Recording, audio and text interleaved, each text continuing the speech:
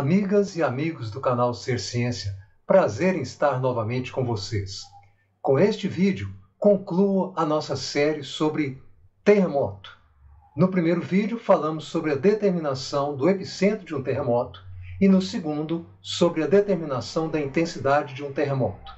Faltou falarmos sobre a magnitude. O que vem a ser aquele número 7,8, 6,9 que acompanha normalmente a divulgação de notícias sobre um terremoto.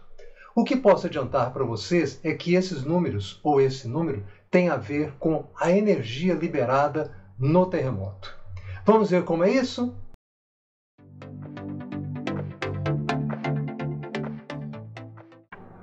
A origem dos terremotos já foi comentada nos dois vídeos anteriores.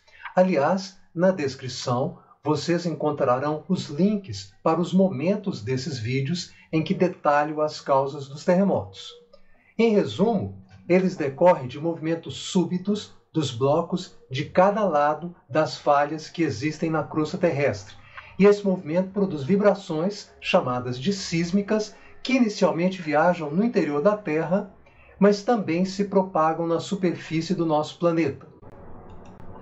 Vimos também que os cientistas usam um instrumento chamado sismógrafo para registrar dados sobre as ondas sísmicas. Eles registram as oscilações do solo na direção vertical, na direção horizontal leste-oeste e na direção horizontal norte-sul.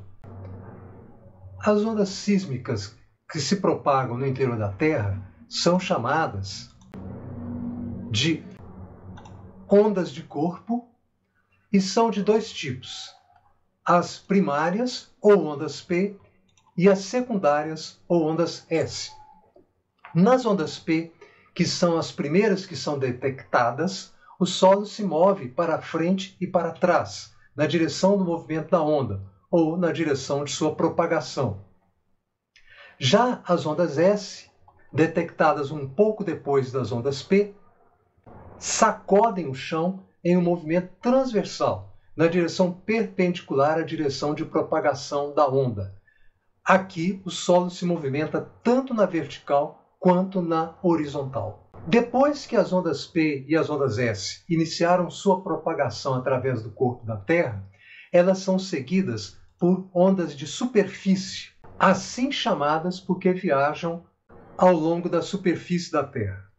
Elas são mais lentas que as ondas de corpo, mas são muito maiores, ou seja, têm amplitudes muito maiores e, portanto, são mais destrutivas. Há dois tipos principais de ondas de superfície: as ondas Love e as ondas Rayleigh. Esses nomes são em homenagem aos cientistas britânicos que as identificaram. As ondas Love se caracterizam por um movimento de oscilação horizontal da superfície, perpendicular à direção em que a onda está se movendo. Elas se parecem com as ondas S, mas sem a componente vertical. Isso significa que se um sismógrafo detecta só oscilações verticais, ele será cego ou surdo para as ondas Love. Dos dois tipos de ondas de superfície, as ondas Love são as mais velozes. Por outro lado, as ondas Rayleigh fazem com que o solo se movimente em um padrão elíptico, lembrando o movimento da água observado em ondas no mar. De todas as ondas sísmicas, as que mais se espalham são as ondas Rayleigh, ou seja, a velocidade delas varia com a frequência da onda. São elas que são registradas por mais tempo nas estações sismográficas. E como fica essa história de magnitude? Nós já vimos em vídeo anterior que a intensidade de um terremoto não é suficiente para descrevermos a real dimensão do evento, porque ela depende da localização do observador e de se ele está em uma zona densamente povoada ou não. Depende ainda do tipo de construção que existe, se são adequadas ou não a resistir bem a um terremoto. O mesmo terremoto, portanto, tem diferentes intensidades dependendo da localização do observador.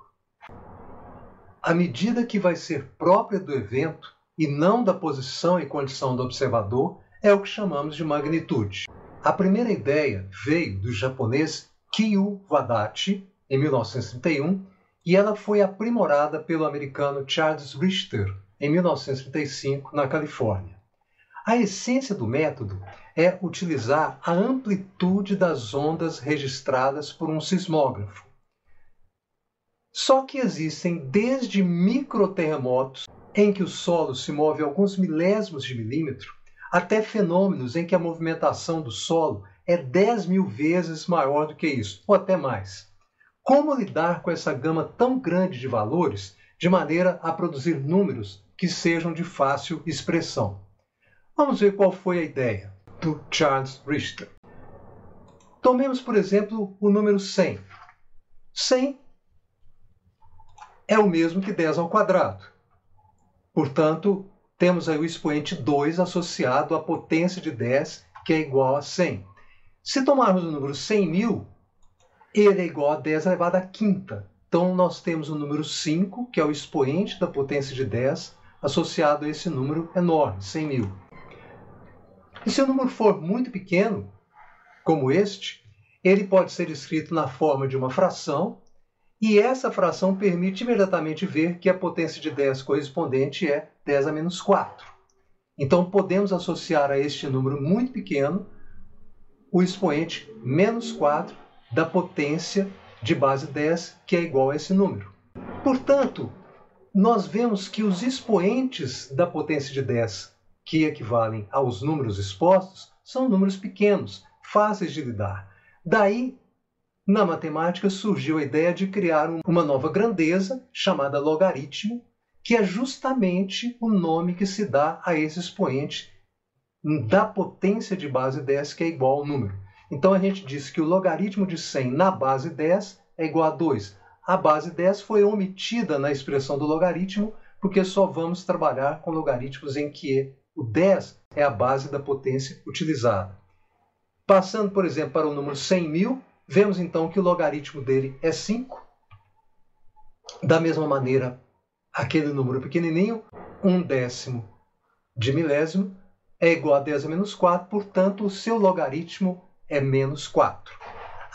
E no caso do número 10? Neste caso, podemos considerar que o expoente é igual a 1 e, portanto, o logaritmo de 10 é igual a 1. Aí você me dirá, bom, mas a amplitude do terremoto não vai ser sempre uma potência de 10. Ele pode ser, por exemplo, 500 milímetros, digamos. Ora, neste caso, como que ficaria o logaritmo? A gente aplica a ideia de que 500 é 5 vezes 100, portanto, 5 vezes uma potência de 10, e o logaritmo desse número, portanto, será o logaritmo de 5 vezes 100. O logaritmo de produto é a soma dos logaritmos, porque, veja, você tem aí, na verdade, expoentes de potências de base 10 sendo multiplicadas.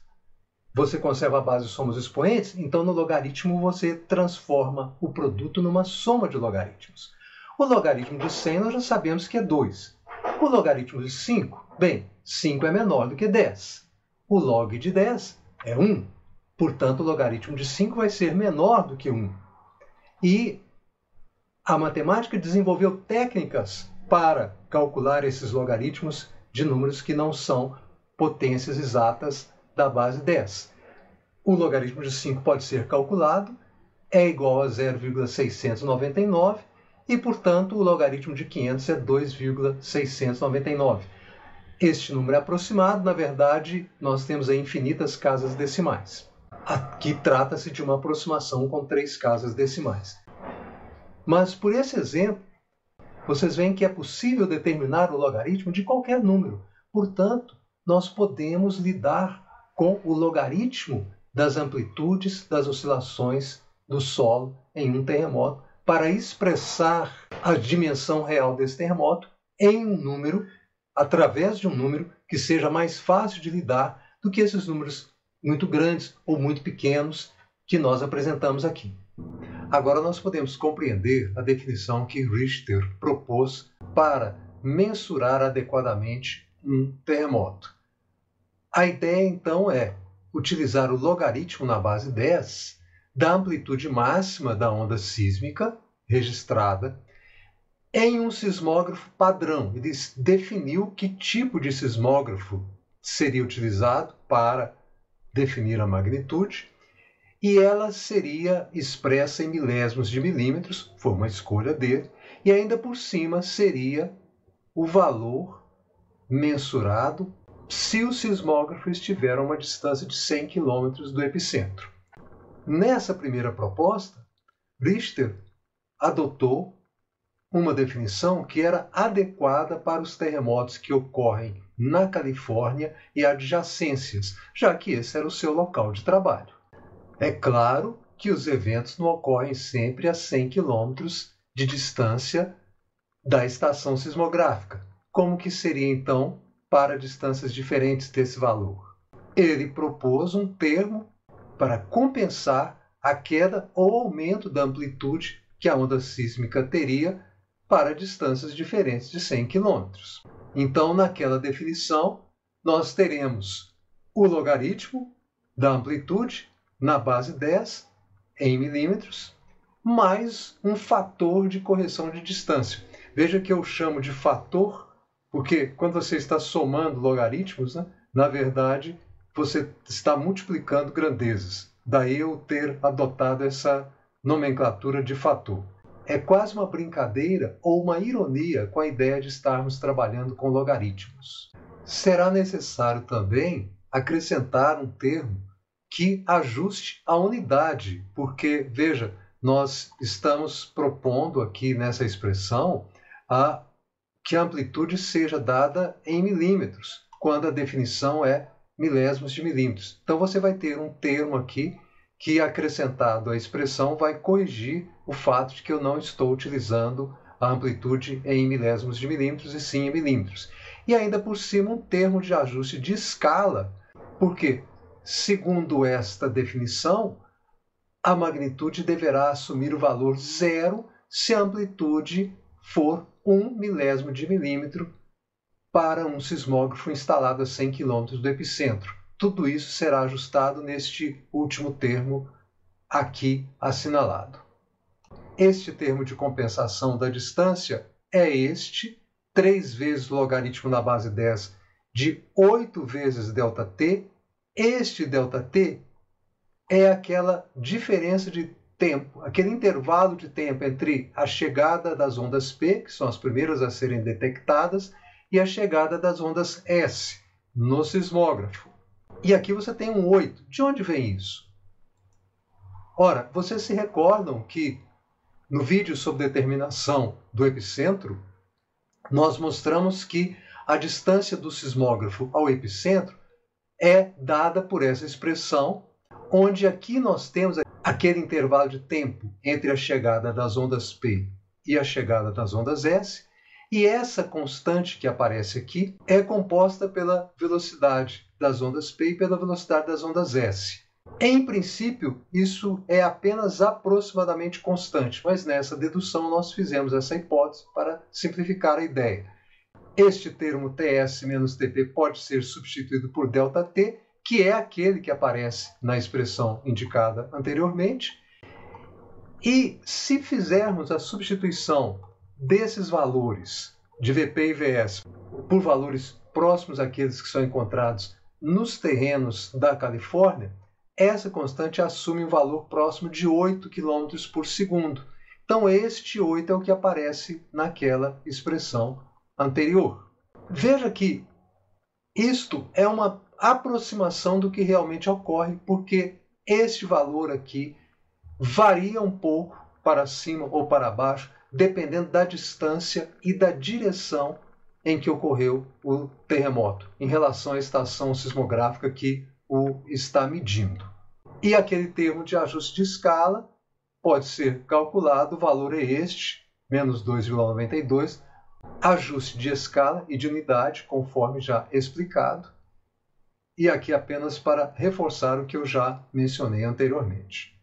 Então, como a nossa definição envolve logaritmos, vamos ver o que acontece quando nós temos uma diferença de magnitudes entre dois eventos da ordem de uma unidade, por exemplo.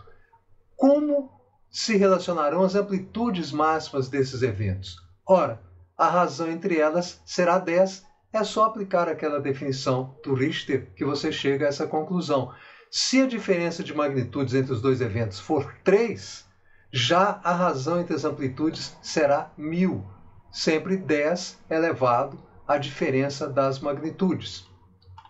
Da mesma maneira, se a diferença de magnitudes for 5, a razão entre as amplitudes será 10 elevado à quinta potência, 100.000.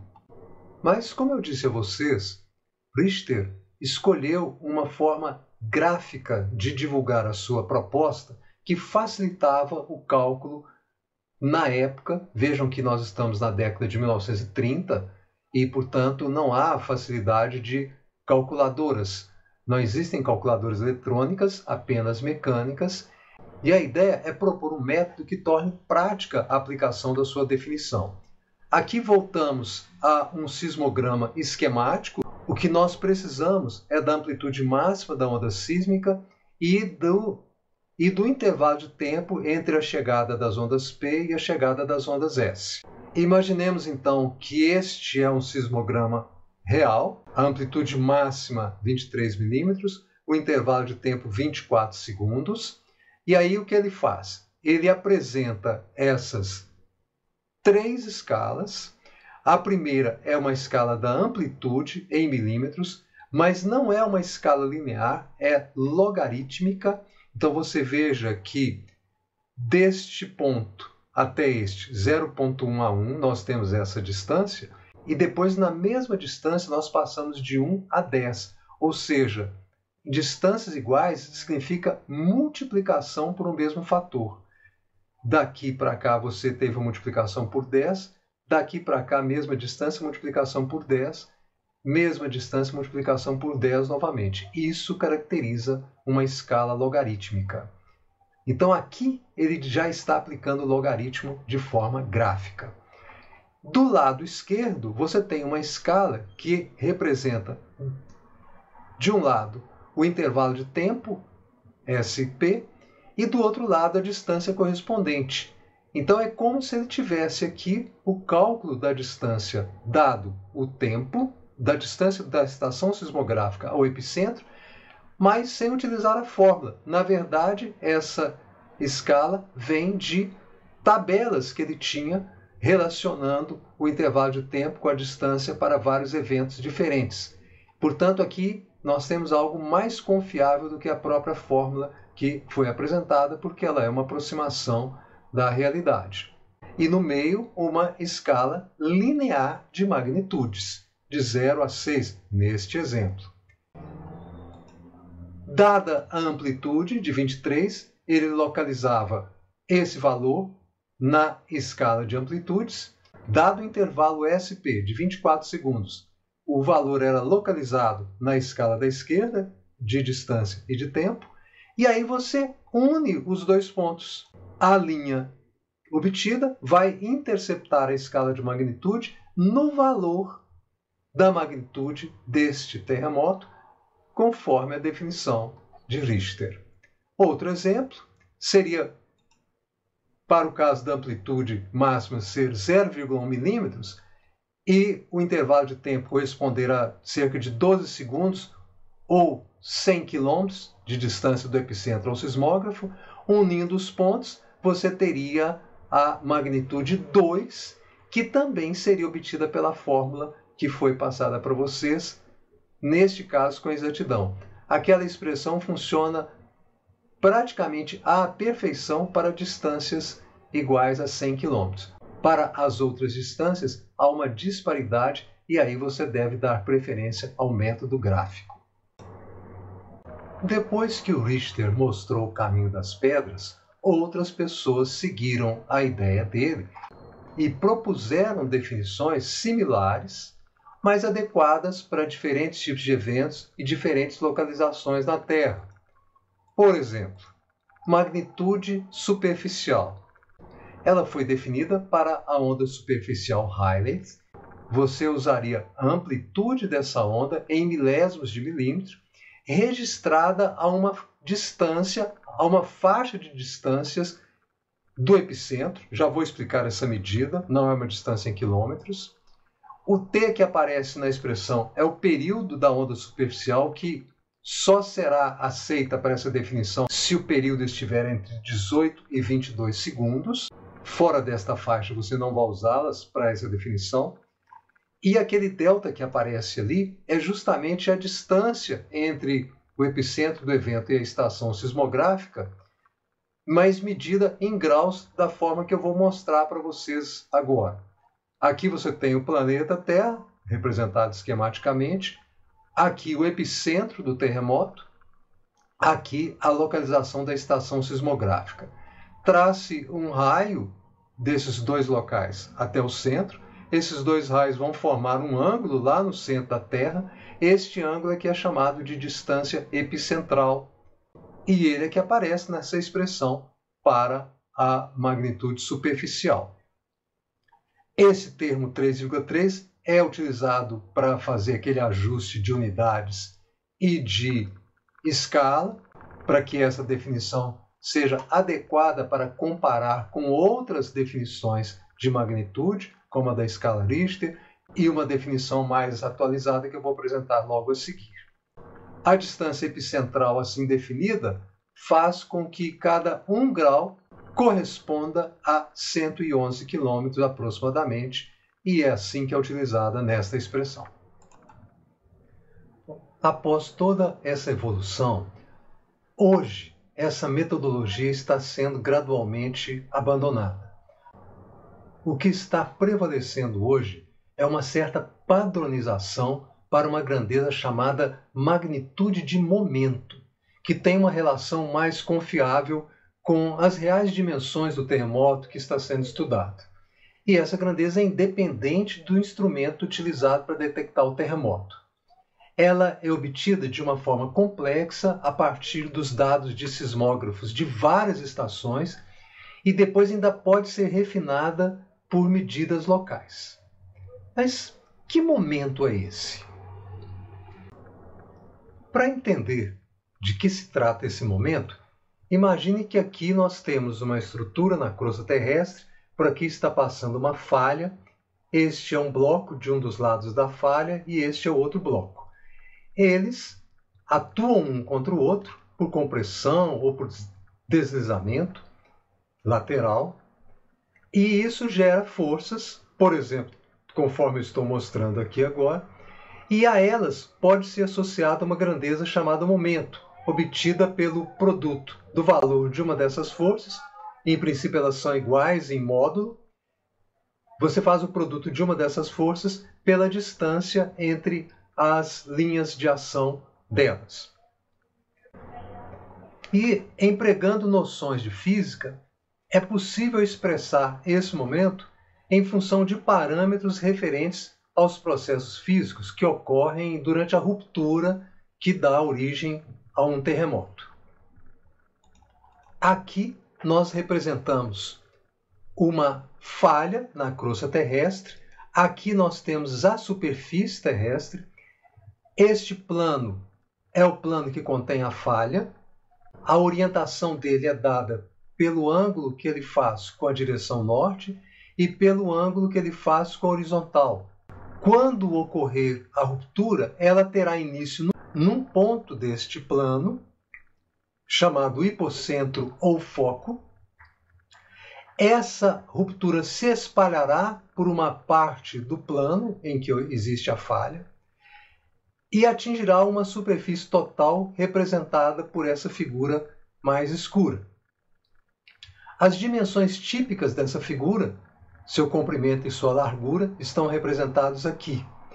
E estas grandezas, estes ângulos, L, W, todos podem ser determinados por medidas cuidadosas do registro sísmico em diferentes sismógrafos, em diferentes estações sismográficas. E quando ocorre a ruptura, haverá um deslizamento do bloco que está de um lado do plano em relação ao bloco que está do outro lado do plano. Esse deslocamento é representado por essas duas setas aqui e tem um valor. Na figura seguinte, nós representamos com mais ampliação essa situação, e aí vocês verão que esse deslizamento é chamado de D, tem um valor numérico, centímetros, milímetros, metros, conforme o caso, e essa superfície também pode ser determinada, na verdade, através das medidas de LW, você tem um valor aproximado dessa superfície que corresponde à ruptura que origina o terremoto. É a estes parâmetros que é possível associar o valor daquele momento a que me referi anteriormente. Então, utilizando física, e não é simples, é uma dedução complexa, você pode chegar à conclusão que o momento associado ao terremoto é igual a essa expressão, onde a primeira letra, a letra grega mi, corresponde ao módulo de rigidez da rocha que se rompeu, portanto, a característica física da rocha, onde existe aquela falha. D é aquele deslocamento médio que eu mostrei no desenho, e S, aquela área total, aquele rosa mais escuro, que é a área total da superfície da ruptura. Isso tudo normalmente é tomado no Sistema Internacional de Unidades e, portanto, a unidade desse momento será Newton vezes metro. É preciso ainda converter o valor desse cálculo para a ideia de magnitude. E aí nós teremos essa expressão, 2/3 do logaritmo daquele momento sísmico, menos 6, e isso tudo para que essa grandeza tenha um valor comparável com os valores de magnitude que eram calculados anteriormente. Valor da escala Richter, magnitude superficial, busca-se aí uma possibilidade de comparação dos valores obtidos por essa expressão do momento sísmico com os valores anteriores de magnitudes que já eram definidos e eram utilizados habitualmente. E esse W que aparece aí tem a ver com o trabalho, que é o work em inglês, realizado no processo de ruptura. Portanto, hoje, quando você vê a divulgação do valor da magnitude de um terremoto, quase sempre o que estará sendo divulgado é a magnitude de momento que eu apresentei para vocês agora. Eu comecei esse vídeo falando que existe uma relação entre a magnitude e a energia liberada em um terremoto. Vamos falar sobre isso agora. Bem, vocês já sabem, rochas interagem em uma falha na crosta terrestre. Isso leva a um armazenamento de duas formas de energia potencial. Energia elástica devida ao estresse acumulado, tensão acumulada. 2. Energia gravitacional, porque ocorre uma redistribuição de massas. Quando ocorre o terremoto, uma porção dessa energia potencial armazenada é transformada em, primeiro, energia dissipada no enfraquecimento por atrito e deformação inelástica em rochas por processos como a criação de rachaduras. Deformou permanente, você tem ali uma energia que foi transformada ali em razão daquela deformação. Segundo, calor, que se dissipa no contato com o material adjacente à falha. E terceiro, que é o mais importante, energia sísmica irradiada, que é o que aparece na forma de ondas sísmicas. E então, como se comparam, de fato, as energias liberadas em dois terremotos de magnitudes conhecidas M1 e M2? De novo, utilizando física, não é básica, é uma dedução complexa, chegamos à seguinte expressão. A razão entre as energias liberadas nesses dois eventos vai ser aproximadamente 10 elevado a 3 meios vezes a diferença entre as duas magnitudes, ou, de outra maneira, 10 elevado a 1,5 vezes a diferença das magnitudes. Pessoal, isso não é pouco. Por exemplo, se a diferença de magnitudes for uma unidade, a razão entre as energias será aproximadamente 10 elevado a 1,5. Isso dá 32 aproximadamente. Então veja, a razão entre as amplitudes, neste caso, seria 10, mas entre as energias é 32. E se a diferença de magnitudes for 2? Aí a razão entre as energias passa a ser 10 ao cubo, ou seja, 1000. E a razão entre as amplitudes seria 100. Então, por aí vocês veem como que difere a quantidade de energia liberada com pequenas variações na magnitude. Isso mostra como que é prático esse conceito de magnitude e nos ajuda a falar de eventos de dimensões extraordinariamente diferentes usando números pequenos e fáceis de empregar. Mas não se iludam, as razões entre as energias obedecem a essa relação, o que explica por que um terremoto, por exemplo, de magnitude 7 é tão mais violento do que um de magnitude 6. Aqui nós temos um gráfico muito interessante em que à esquerda está a magnitude de momento. A linha horizontal corresponde ao número de terremotos por ano em todo o mundo naquela faixa de magnitude. Por exemplo, em torno de magnitude 2, você tem cerca de 1 milhão de eventos por ano. Magnitude 3, 100 mil. São microsismos, mal são percebidos por nós. Magnitude 4, 10 mil. 5, 1000 eventos. Aí sim você começa a ter terremotos que são realmente perceptíveis e podem causar danos. 6, 100 por ano. 7, 10 por ano e assim por diante. Aqui a quantidade de energia dissipada, liberada no terremoto, em quilogramas de TNT, uma maneira de comparar a energia que não me parece muito didática. Nós já vamos modificar isso. Apenas para que vocês tenham uma ideia, o evento de magnitude 6, a energia liberada por ele é equivalente à energia liberada pela explosão da bomba atômica em Hiroshima. Aqui eu expressei a energia irradiada nos eventos de magnitude 5 até 10 em Joule, a unidade de energia que nós estamos habituados no sistema internacional. E aqui, para que tenhamos uma comparação, uma compreensão melhor desse valor, seria o tempo para a usina hidrelétrica de Itaipu gerar essa energia, imaginando que ela produza energia no padrão dela, na potência padrão de 12.000 megawatts. O evento de magnitude 6, por exemplo, corresponderia à energia gerada por Itaipu em 1h30. Um evento de magnitude 7 corresponderia à energia liberada em quase 2 dias de funcionamento da usina. E assim por diante.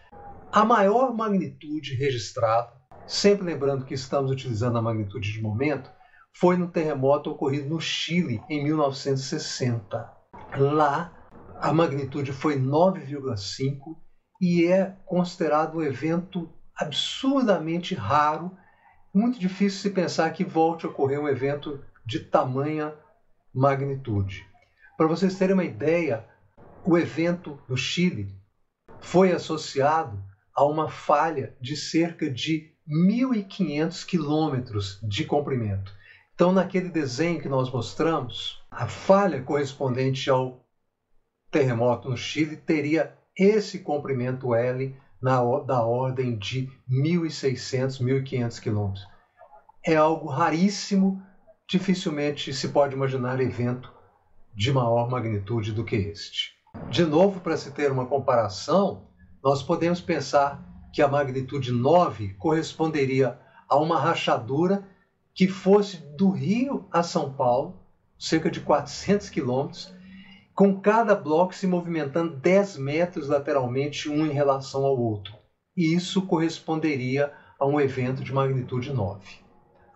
E quanto a um limite inferior para a magnitude de momento de um terremoto? Bem, na verdade não há um limite inferior, porque quanto maior a sensibilidade do sismógrafo, menor o valor de amplitude de ondas sísmicas que pode ser medido. Portanto, desde que prossigamos aumentando a sensibilidade dos sismógrafos, poderemos registrar tremores de magnitudes cada vez menores, inclusive negativas, não há motivo para que não ocorra isso. Mas aí o interesse não é tão grande, já que são eventos insignificantes para o nosso cotidiano. Talvez com alguma significação para melhor compreensão da geofísica, da física do planeta Terra. Chegamos ao final da jornada que empreendemos para compreender os terremotos. São 3 vídeos que, afinal, constituem um mini curso sobre o tema. Espero que vocês aproveitem, divulguem esses vídeos. O tema é apaixonante e serve inclusive para despertar vocações para o estudo da geofísica. Tema extraordinário, apaixonante. Espero que tenham gostado. Vocês já sabem como funciona o YouTube.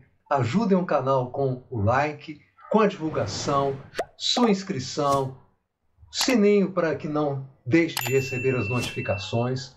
E não se esqueça, neste canal, a ciência é a meta e a educação é o caminho. Até o próximo vídeo!